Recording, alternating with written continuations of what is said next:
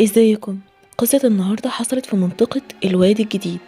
سواق ميكروباص كان رايح يستلم عربية كان لسه أول مرة يشتغل عليها، وصاحب العربية كان قايله إن هو يروح يغسلها ويغير لها زيت ويروح يقف في الموقف.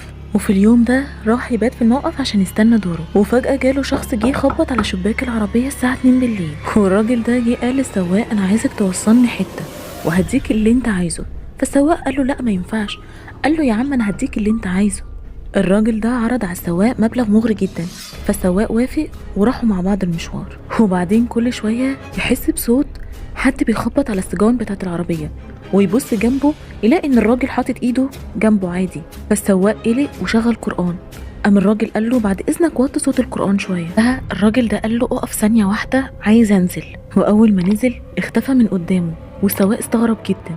سواق خاف وخد بعضه ومشي، وقابل سواق صديقه، والسواق التاني قال له ان العربية دي كانت عاملة حادثة قبل كده.